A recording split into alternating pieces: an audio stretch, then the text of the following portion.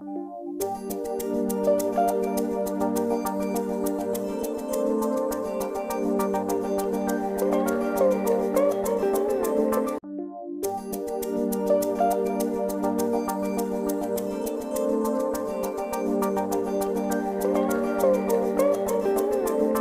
it going, folks? Welcome to the sort of in-between solo weeks of the Reviewing Network Talks About, where we're not focusing the 30 weeks on a specific topic. We're not going to do that again until the fall when I talk about my 30 favorite movie scenes of all time.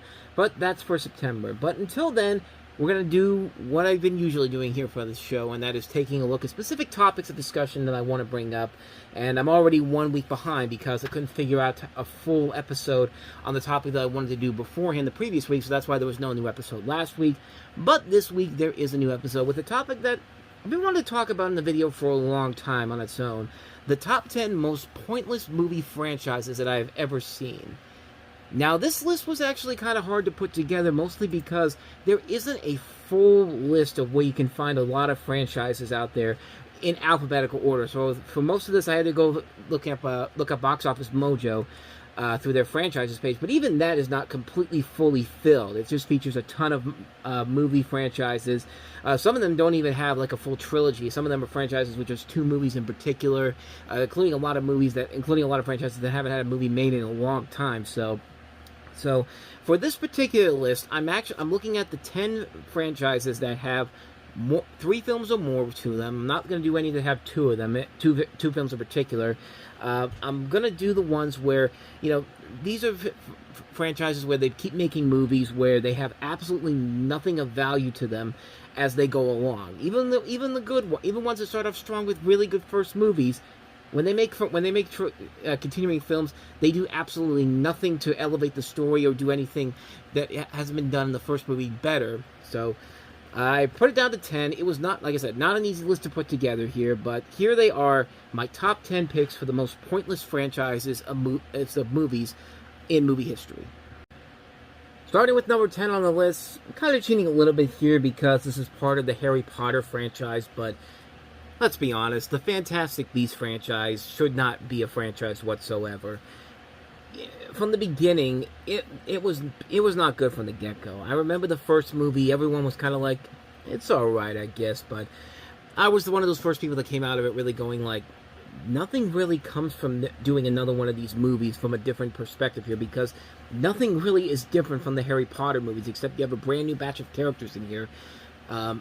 It's a story arc where you follow Albus Dumbledore and his agent's quest, principally Newt Scamander, during his magical creature-saving safaris, to overcome Gellert Grindelwald, his lost love as the First Wizarding War and Second World War approaches. And, the first movie, I was just kind of like, there's really nothing here, and I really did not like that first one, but I thought maybe with the next one, they'd probably elevate and continue the story along here. But as these films kept going on, they kept progressively getting worse and worse and worse. And really, I think the reason why simply is that you have a lot of the same people who came back from the last few Harry Potter movies. And I think they're just doing the same thing that they've been doing over and over again for so long, that they have no idea how to tell an original story, something new or original or groundbreaking with this in general. I think the first big mistake was having J.K. Rowling coming in to write the scripts for these, even though she never wrote a film script before, and having David Yates continue to come back for every one of these films. Listen, it's okay to bring in some new voices and some new blood into a franchise to give it some life. Do you think the Lord of the Rings movies would still be continuing to have the success that they've had if they just kept getting the same people to keep doing it over and over and over again? No, they're getting other people to come in here. You're getting people like Andy Serkis to direct the next one. Stephen Colbert's writing an upcoming one. Excuse me, but a lot of franchises know that at some point you have to go ahead and put some new blood into these projects to give them some new life. With the Fantastic Beasts movies, it just seems like people who are just sticking with the same thing that's been working because it's the only thing that's been giving them money, and they're not even trying to do anything else in particular.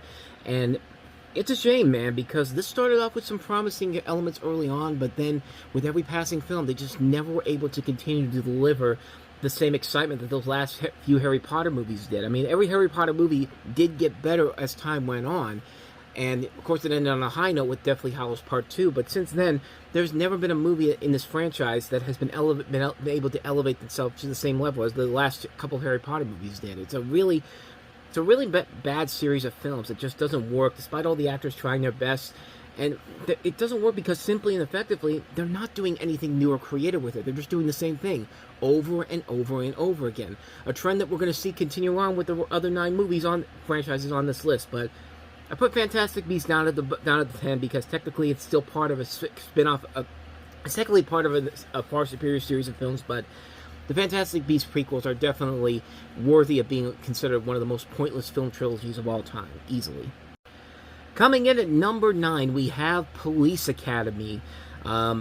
This is, of course, the franchise started back in 1984 and essentially follows the new mayor requiring the local police to accept all recruits. So you have a franchise that's heavily relying on slapstick humor and physical comedy. And I gotta say, man, I love me some slapstick humor and physical comedy, but these films just don't do it for me, man. They are not funny whatsoever. I've watched all 9 of these movies. I rarely ever get a laugh out of them. Actually, 7 movies, 7 of them, because there are 7 films, although they have been talking about doing another one for many, many years, which means that they're probably never going to get it made. Here's the funny thing about this franchise. It says a lot when the animated series that they did in 1988 is far funnier than any of these movies in general. I've been watching some of the episodes on MeTV Toons the last couple of months. It's actually pretty funny. It's actually kind of a funny show overall. I actually am getting laughs out of that more than I've gotten out of these movies. I very rarely get any laughs out of these movies. I think the only one I ever got a real good chunk of laughter out of was either the second or third one. I can't remember which one it was. It was the third one. Back in Training. That was the one where I only got the only few good laughs I got out of this franchise. But other than that, though, none of these movies have really been funny. They're just they're kind of the same movie over and over again. And when they did the last one, Mission to Moscow, that came out 5 years after the original, after the last film they did, they really didn't do anything new with it. They just thought, let's just try to do this again and hope people will be stupid enough to come and see it, which they weren't, because that film did not do very well. And, people kept coming back to the originals, and that's why they kept making more and more of them, but I never saw the appeal of those movies. I just never thought they were funny. I never thought they had good humor to them. I just thought they were kind of boring films. They never really did anything to make me laugh, but except for a few times in particular with the third film and a little bit of the first film. But other than that, though, yeah, these films add nothing new when they bring out new movies. They're all the same films. There's just nothing funny about them whatsoever. It just didn't work. It just doesn't work as a franchise as a whole. So, yeah, Police Academy, that's number 9 on the list.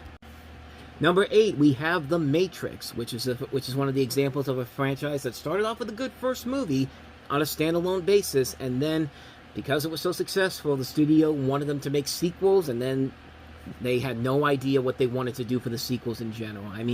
Granted, yes, The Matrix Reloaded does have that cool car chase scene, but other than that, though, there's nothing about the franchise after the first Matrix movie that warrants it being a franchise whatsoever, because it's them getting way too preachy. It's them, again, doing a lot of the same stuff over again. And even when they try to find some new life with it, with the Animatrix or the Matrix Resurrections, what starts off promisingly, but then just goes back down the same damn route we've been with the Matrix Reloaded and Matrix Revolutions, there's just nothing of value to it. Yes, it looks pretty. The visuals are amazing, but you know what? Visuals don't always make a good movie. And I'm sorry to tell you that all the time, but I'm sorry. It's the honest truth. And if you want my real honest opinion, The Matrix isn't the Wachowskis' best movie. Speed Racer is the best thing the Wachowskis have ever directed. Keep in mind, V for Vendetta was not directed by them. It was James McTeague who directed that, even though they were the producers on that. But the best directed movie by the Wachowskis is Speed Racer.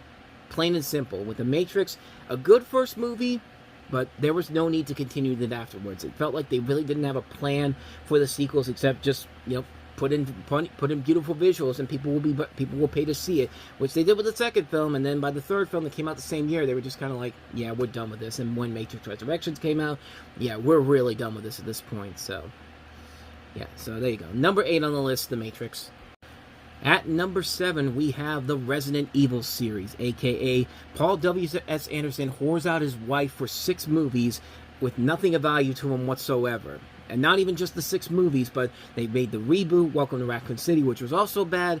But there is hope that maybe, just maybe, Zach Cregger can turn this whole thing around with the new film coming out. But until then, this is getting on the list for the 7 films that came before it. I mean, every single one of these movies gets worse and worse and worse with every single film. These films don't even follow the basics of the video game, and because people are stupid enough to keep coming to these movies, they kept making them. And, you know, like I said, they kept getting worse and worse with every film, and they just weren't entertaining on any level, shape, or form. I mean, it really did feel like an insult to the fans of the video game franchise that they kept coming back to this over and over and over again and not getting anything of value from them whatsoever. But like I said, maybe Zach Cregger can turn it around this fall. We'll see what happens. But yeah, until then, Resident Evil's making the list here. Number 7 on the list. Coming in at number 6, we have a relatively new franchise on this list here. The Strangers series. I'm not talking about the first 2 movies, the original 2008 one or Prey at Night. I'm talking about the Lion King Renny Harlin directed trilogy from all 3 movies. The one that came out in 2024, 2025, and 2026 that nobody was asking for whatsoever. The original movies for these films were so unique in terms of how they were shot, how they managed their story and all that, and those first 2 films actually did work. The first one is, of course, a really good movie. Second one's not the greatest overall, but at least you can tell they were trying, which is more you can say about the back-to-back-to-back trilogy they've made.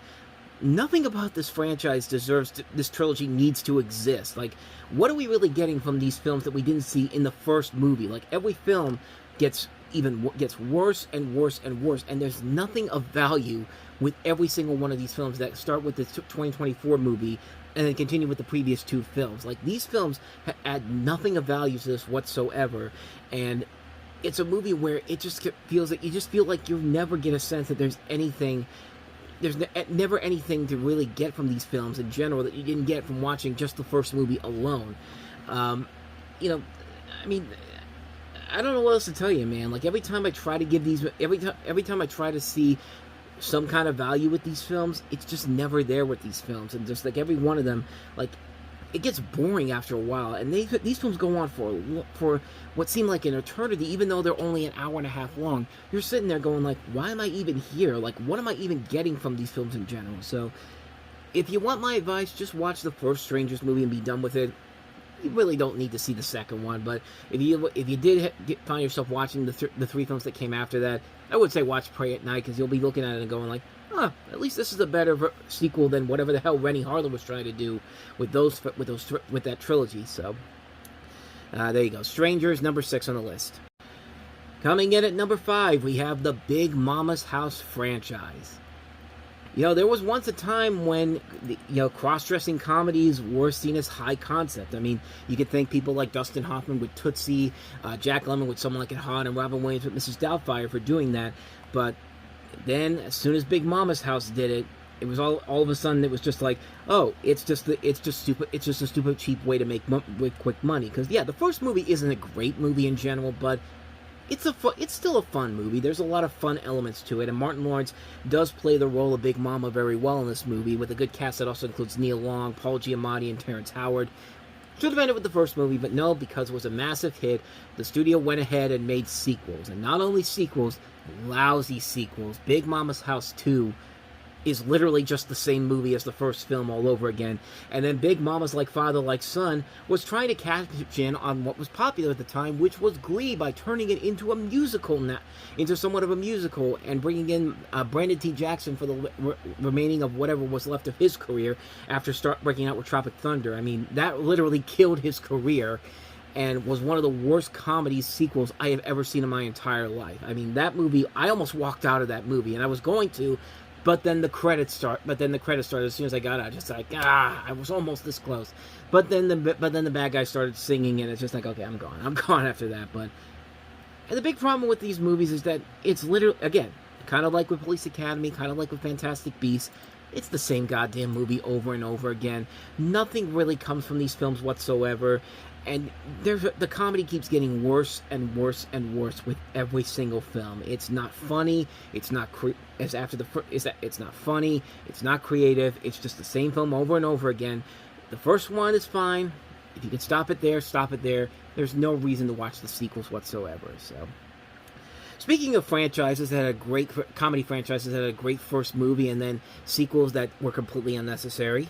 Number 4, My Big Fat Greek Wedding, aka Nia Vardalos' only way of making money in the world, because after the first movie came out, she tried to make other projects like Connie and Carla and My Life in Ruins, and is that what it was called? My Life in Ruins or My Life in... It was called something else. Like, yeah, My Life in Ruins was what it was called. And I Hate Valentine's Day. And she just never was able to find a success after My Big Fat Greek Wedding. So after 14 years of trying, she just said, well, I'm going to go back and do the same movies I did before over again. I mean, the demand is there for another My Big Fat Greek Wedding movie. Really, there's not. The first movie was a surprise runaway hit, and a surprisingly good comedy that still is very funny after all these years. But the zeitgeist for that got so old so quickly. They had a TV series on CBS less than a year after the movie came out, and the movie was still playing in theaters, and that show didn't even last that long. I think it was canceled after only about a few episodes on the air, and then they do the My Big Fat Greek Wedding sequels, and it's just, there's just nothing of value there. It's just like they keep making it because it's, like I said, it's the only thing that's making Nia Vardalos any money anymore, because anytime she tries to do something else, nobody's going to see it. And even then, when people go to see it, it's not like it's making as much money as the first film was. Plus, nothing really of value comes from these movies that continue on here. I've watched both of these sequels. They're really not any good. They just keep doing the same things again, over and over again. Again, something that we keep talking about on here. And there's just nothing of value to them whatsoever. They add a little bit of an element with the kids growing up, but at the same time, it's just kind of like, what are we even doing here? Like, it's just like, what's the point of even continuing to do this over and over again? I mean, it's just not for me. I love the first one, but the two sequels, there was no reason to make those movies except that you needed to give Nia Vardalos something so she can pay off her rent for the next couple of years. And of course, they made some money, but not enough. Not as much as the first film did. The first one will always be memorable. The second and third ones, not so much. That's number 4 on the list, My Big Fat Greek Wedding. Number 3 on the list, Taken. Liam Neeson, of course, starring in the first film, where you have a retired CIA operative crossing the globe to rescue her 17-year-old daughter after she's kidnapped by smugglers while traveling in France. And of course, the movie kind of helped to establish Liam Neeson as kind of this big action draw for the next decade. And of course, the memorable lines, I will look for you, I will find you, and I will kill you. First movie was an unexpected success, a big hit, a very good movie overall. But of course, it made all that money, so Luc Besson said, we got to make more of these movies. Sir, we kind of finished it with the first film. Do you see the money we just made? Put another one out there. I don't know if that's exactly how it sounds, but you get the idea.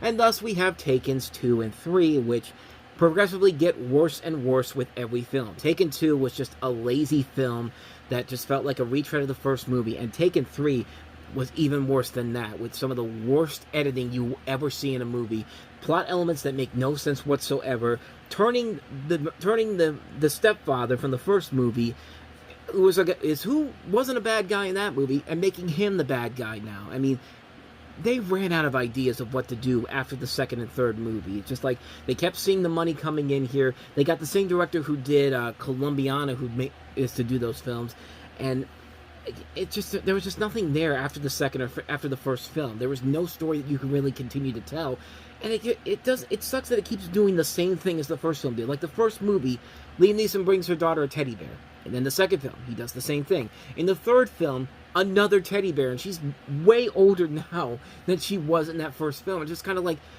they really have run out of ideas of what to do with these films in general, because the first film was so good at it, and then with the second and third film, again, it's just the same thing over again with nothing new to add to it. Yeah, the third film's on a so bad it's good level for just how bad the editing is and how just lackluster the script is in general, but there's no reason that this needed to be a franchise. The first film was great on its own, but because Hollywood is desperate for new franchises, gotta make another one, and so, lo and behold, Taken's 2 and 3, and yeah, now you see why that's at the third spot on this list. Taken should have ended with the first film. At number 2 on the list, we have Now You See Me. This is a rare example of a franchise of films that was not good to begin with, but because they made somewhat money at the box office, they just kept making more and more, another one and another one. This one features the plot about the team of illusionists named the Four Horsemen who use their stage production as a means of completing unfeasible and lucrative heists. So it's a good concept overall, a mix between Ocean's 11 and The Prestige, a little bit of Fast and Furious in there too, especially with the middle movies. But the problem with these movies is that none of them were really ever good. I mean, you got these great actors in here, but you're not giving them anything clever or fun to do. And even the magic tricks that they do use here sound like they could be promising, but they never really deliver on anything overall. And with this last film they did, it's just kind of like they're just kind of running out of ideas of what to do. I mean, nobody really seemed like they were really game on returning for this film, with this most recent film, and it really did feel like they were running on fumes of what to do here. None of these movies really do it for me. They're just kind of boring. They take a good idea and really do not do anything with them whatsoever. It was a kind of a lazy film series, and it's just like, why did they think that there was such a demand for a new film at this point? I mean, it makes no sense whatsoever. I mean, I never got invested in these movies. I just never found a real reason to stick with them all the way through them all, because the first film was never that good to begin with. So let's go ahead and move on to the most pointless film trilogy of all time, the number one pointless film franchise of all time, and that is, of course, The Hangover. Man, going back to what I said about Taken, this is a franchise that should not be a franchise, because the first film was an unexpected, gigantic hit. It ended on a good note. You didn't need to do another film in the franchise. And yet, for some reason, because the studio was so desperate for new franchises, they gave Todd Phillips a blank check to do whatever he wanted for the second and third films. And we got them, and boy, talk about a major step down. These movies are literally the same films. The first two movies are literally the same films. I mean, the second one, okay, it's not in Las Vegas anymore. It's in Bangkok.